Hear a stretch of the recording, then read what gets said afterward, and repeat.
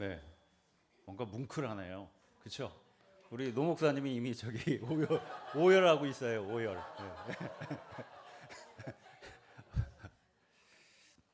이 자리에 소율교회가 성가대를 만들면 교회 매주 예배 나오겠다 하는 분이 있는데 드디어 소율거리 싱어즈가 만들어졌습니다. 등록하시면 바로 단장을 맡겨드릴 테니까 이제 네, 여러분 모두 반갑고요. 진심으로 여러분 모두 이 자리에 오신 것을 환영합니다. 좀 어색하겠지만 처음 만나고 처음 본 분들이 있으니까 좀 어색하겠지만 우리가 그래도 같이 예배드리니까 옆에 있는 분들하고 좀 얼굴을 보면서 인사를 나누면 좋겠습니다. 한번 인사하실까요? 반갑습니다 하고 인사하시죠.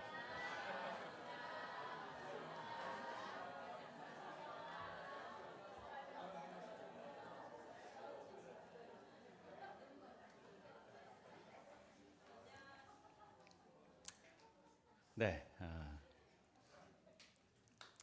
우리가 이렇게 이 시간에는 웃으면서 또 함께 박수하고 그러지만 요즘에 우리가 사는 세상을 보면은 우리나라는 말할 것도 없고 이 지구촌 곳곳이 정말 혼란스럽고 혼돈의 도가니에 있는 것 같습니다.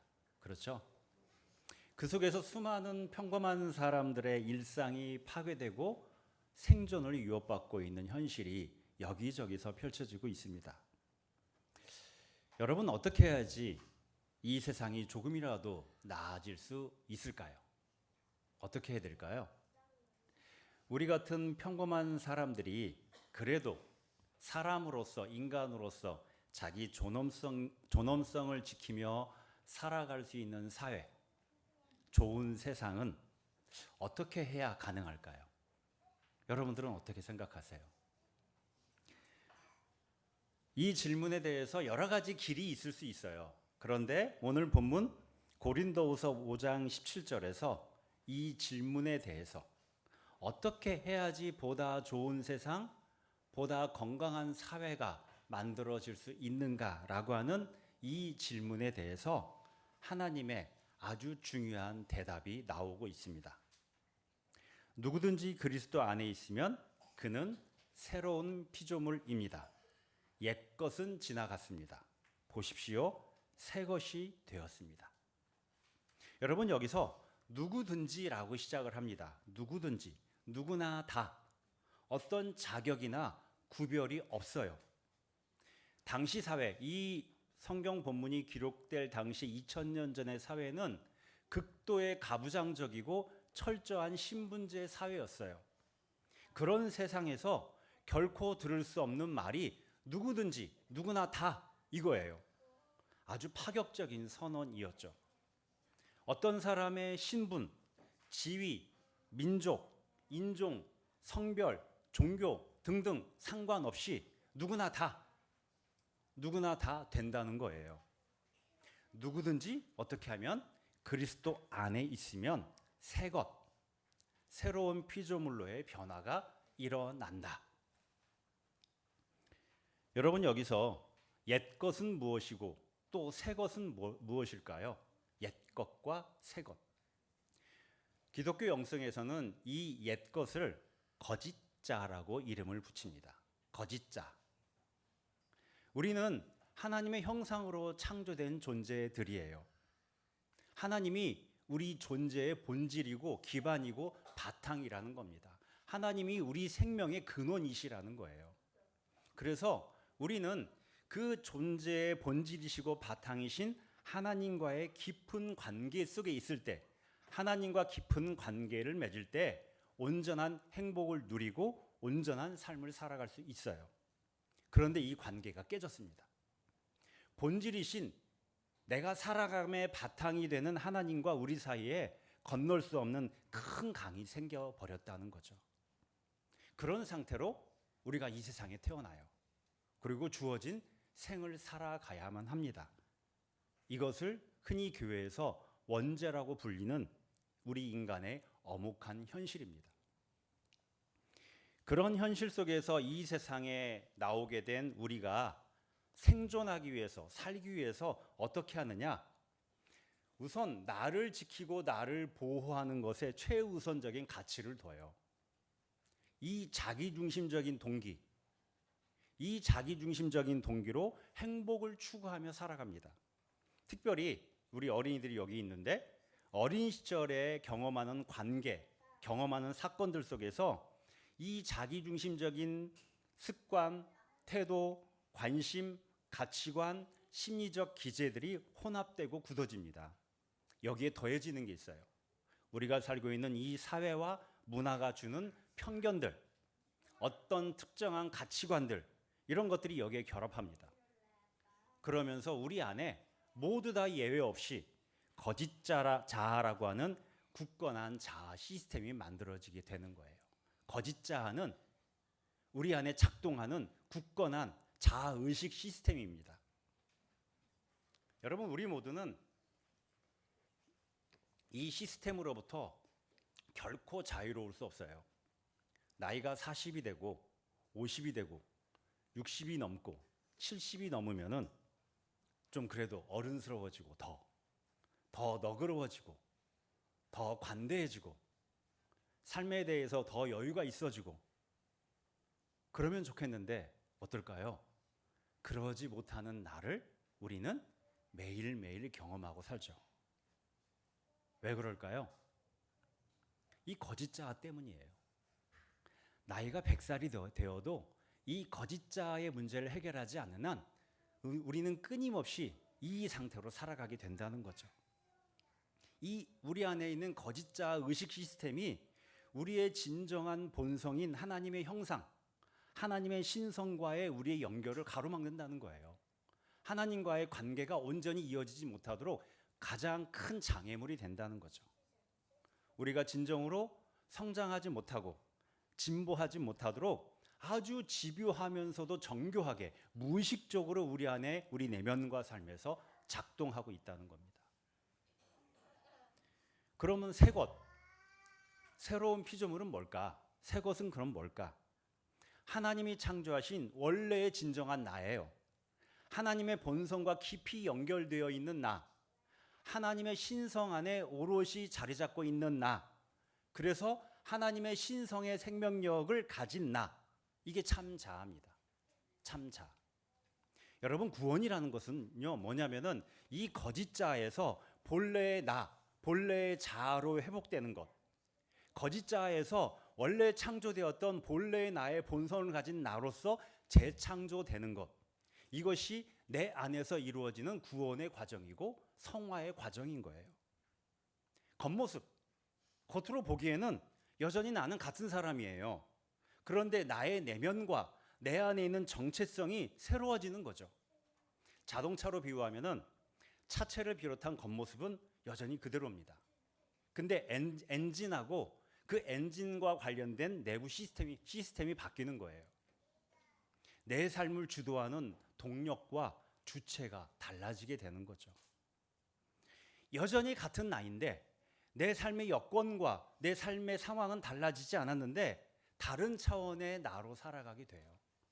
더 너그럽고 더 온유하고 더 친절하고 더 강한 삶의 힘을 가진 사랑과 자비, 정의와 평화의 가치를 추구하는 일상의 자리에서, 실제적인 일상의 자리에서 자연스럽게 그런 삶을 살아가는, 그리고 하루하루 그런 삶을 더 진보해 나가는 존재가 된다는 겁니다. 생존을 위해서 작동하는 작고 불안하고 두려움 속에 있는 자아가 아니라 하나님의 신성이 중심이 돼서, 하나님의 신성이 중심이 돼서 살아가는 새로운 자아 시스템을 갖추게 되는 거라는 거죠. 이게 구원의 이야기예요. 여러분, 그리고 이 변화는 개인적이고 내면적인 차원에만 머물지 않아요. 마치 작은 개울이 계속 흘러서 강물이 되고 마침내 바다물이 되는 것과 같습니다. 참 자아로서의 우리 자아는요, 작지 않아요. 하나님의 신성이 그 안에 활동하기 때문에 자기 중심적인 작은 한계를 계속 넘어갑니다. 나의 겉모습은 마치 조그마한 개울 같아요. 그런데 내 안에 있는 그 그 물이 가지고 있는 생명력과 속성은 커다란 강물과 바닷물과 같다는 거죠. 나의 경계가 계속 넓어지고 확장되어 가요. 그렇기 때문에 그리스도인 한 사람의 진정한 변화예요. 진정한 변화는 자연스럽게 내가 사는 이 세상을 향하게 되어 있습니다. 여러분, 오늘 우리가 같이 읽은 고린도후서 본문의 18절 19절을 보면은 사도 바울이 이렇게 새로운 피조물이 된 그리스도인은 이 세상에서 화해의 직분을 받았다고 말하고 있습니다. 새로운 피조물이 되었다는 것은 단순히 내면의 변화에 멈추지 않는다는 거예요. 세상을 변화시키는 사명으로 이어진다는 거죠. 우리 안에 가지고 있는 참자가 가지고 있는 그 생명력, 하나님의 생명력이 그렇게 계속 흘러간다는 거예요. 그리스도 안에서 진정한 나를 회복한, 하나님의 형상인 진정한 나 자신을 회복한 그리스도인들은 그래서 세상의 분열과 갈등을 치유하고 하나님의 정의와 평화가 이 땅에 이루어지도록 그런 일상을 살아가는 존재가 됩니다. 뭐 특별하게 구호를 외치고 특별하게 사회운동가가 되고 그런 게 아니에요. 내가 직장을 다니고 가정에서 이웃과 함께 생활하는 내 일상의 자리에서 그렇게 분열과 갈등을 치유하고 하나님의 정의와 평화가 이 땅에 이루어지고 사람이 사람답게 사는 존엄성을 이루는 세상이 만들어지는 그런 삶을 내가 일상에서 내 살아가는 과정 그 자체로 이루어져가는 존재가 된다는 거죠. 여러분, 이게 그리스도를 따르는 그리스도인의 참된 모습입니다. 오늘 이사야서 본문은 이렇게 시작을 하고 있어요. 주님께서 나에게 기름을 부으시니 주 하나님의 영이 나에게 임하셨다. 주 하나님의 영이 나에게 임하셨다. 그랬더니 무슨 일이 일어났는가? 가난한 사람들, 상한 마음의 사람들, 포로된 사람들, 갇힌 사람들, 이 세상에서 고통당하고 차별받으며 억울함을 당하는 사람들, 정의와 평화가 파괴된 현실 속에서 신음하며 사는 사람들, 특별히 사회적 약자로서 힘겹게 신음하며 살아가는 사람들에게 무엇을 전하느냐? 기쁜 소식을 전하고 마음을 싸매어주고 자유를 선포하고 해방을 선언하는 사명을 수행한다. 내 일상이 그렇게 된다는 거예요.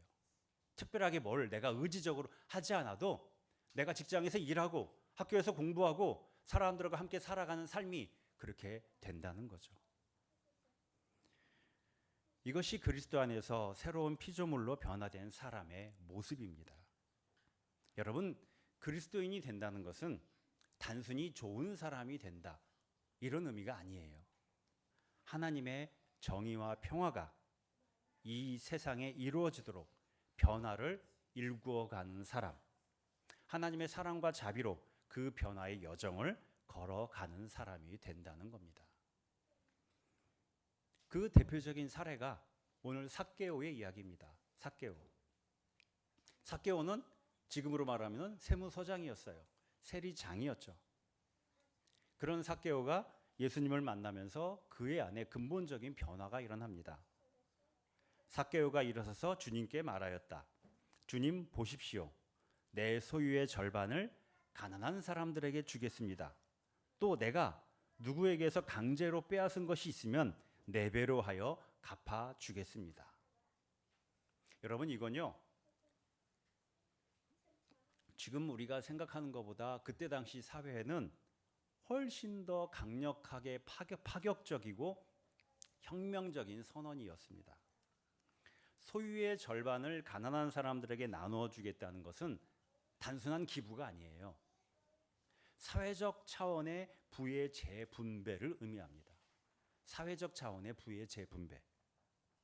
만약 강제로 빼앗은 것이 있으면 4배로 갚겠다는 것은 당시의 부패한 세금 징수 시스템을 정면으로 뒤흔드는 선언이었어요. 당시의 세금 징수 시스템은 아주 부패한 경제 시스템의 상징과 같았거든요. 삭개오는 그런 세리들의 우두머리였어요.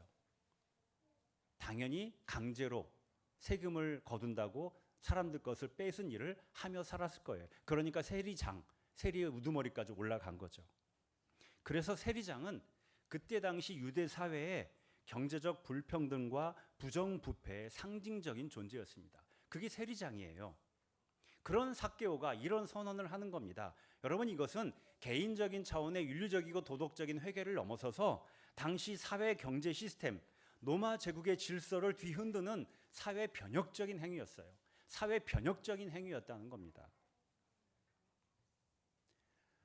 2000년 전에 초대교회, 고대교회 신자들에게 구원이란 이런 의미였습니다. 구원이 이거였어요. 예수를 그리스도로 믿는다는 것은 바로 여기까지의 변화로 내가 이어지는 거예요. 예수님의 그 하나님 나라를 내 일상과 내가 사는 이 세상에서 이루어가는 사람으로 내가 재세팅된다는 의미를 가졌어요. 그게 구원이었습니다. 그렇기에 필연적으로 그 한 사람의 변화는 필연적으로 세상의 변화로 이어질 수밖에 없었던 겁니다. 사도 바울은 이러한 변화를 가능케 한 단 하나의 전제를 오늘 본문에서 말씀하고 있습니다. 단 하나의 전제. 그게 뭘까요? 그리스도 안에. 그리스도 안에. 자, 우리 어린이들만 한번 따라해 보겠습니다. 이쯤에서 이제 지루해지니까. 네. 자, 그리스도 안에. 네, 벌써 지루하다는 느낌이 나죠? 자, 다시 한번. 자, 마음을 모아서. 자, 그리스도 안에. 네, 윤수리가 제일 큰 목소리를 했어요. 그리스도 안에 있으면 돼요. 그리스도 안에. 근데 여러분, 이것은 단순히 기독교 신앙을 갖는다, 흔히 교회에서 말하는 예수를 나의 그리스도로 영접하고 교인이 되고 예배에 열심히 참석하고 교회 활동에 열심히 참여하고 봉사하는 그런 차원을 이야기하는 게 아닙니다. 우리 존재가 예수 그리스도와 깊이 연합하는 관계의 상태를 말해요. 내 존재의 본성이 그리스도의 신성과 연합해서 내 안에서 본질적인 변화, 본성의 변화를 이루는 관계, 그 관계를 갖는 것, 이게 그리스도 안에예요. 기독교 영성에서는 이것을 관상적 삶, 관상 생활이라고 이야기를 합니다. 나의 생각, 감정, 활동을 모두 내려놔요. 그리고 하나님 안에 오롯이 그냥 그 상태로 머무릅니다. 이게 하나님 안에서의 쉼이라고 이야기를 해요. 하나님께 나의 현재의 모습과 상황을 있는 그대로 다 모두 내어 맡기고 그저 하나님의 존재 안에 내가 머물러 있는 거예요.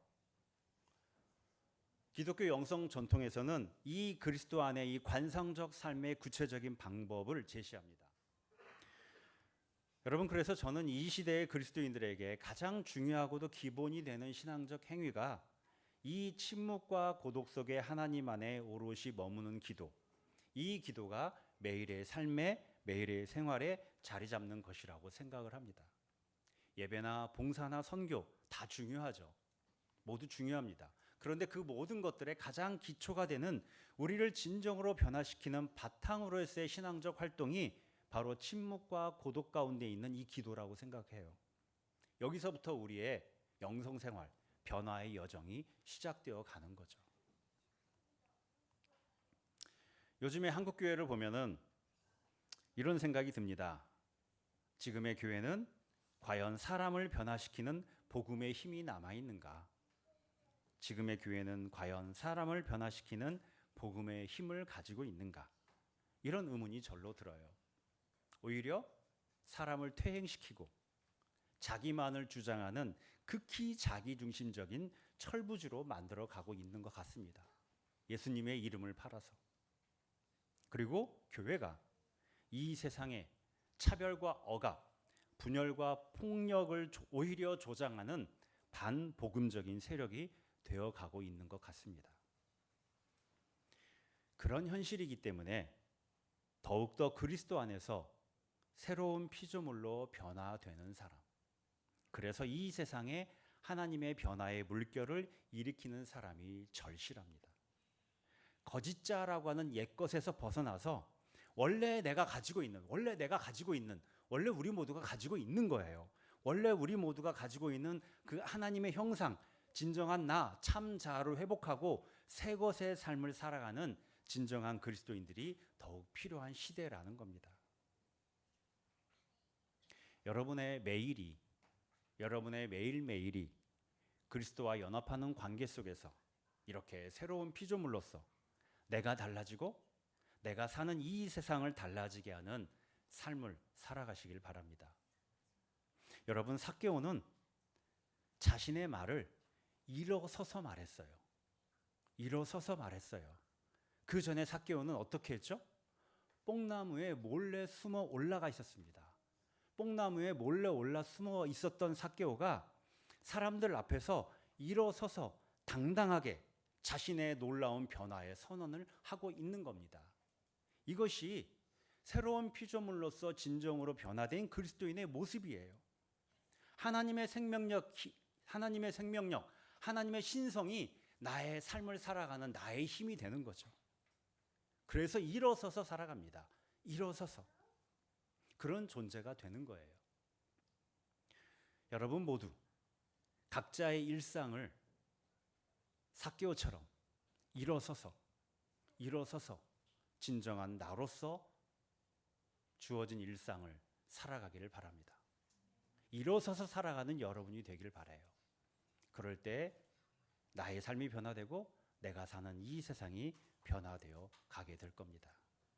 여러분, 새로워지는 나를 통해서 새로워지는 세상이 만들어집니다.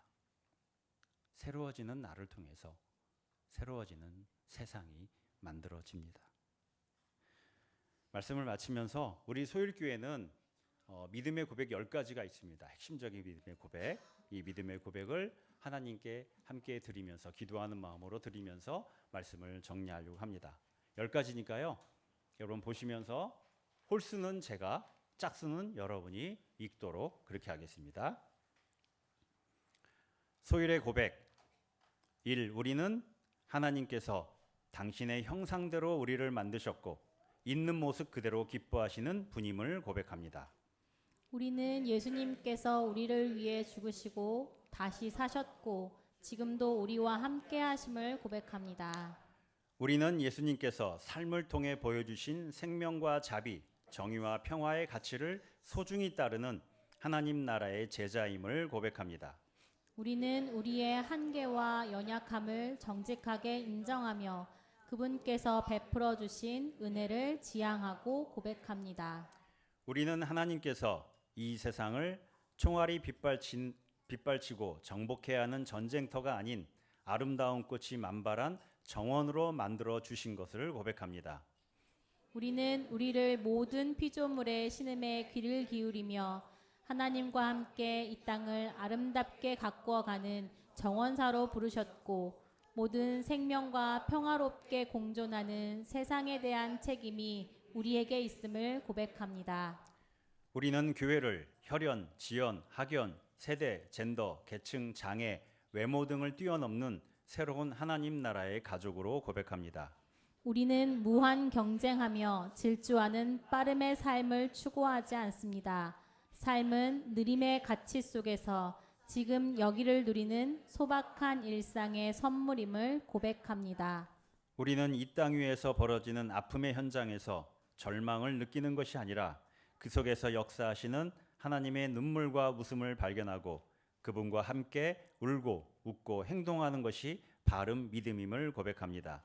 우리는 이 모든 것이 우리의 힘과 의지가 아니라 우리 안에 현존하시고 활동하시는 성령과의 소통을 통해 이루어짐을 고백합니다. 아멘.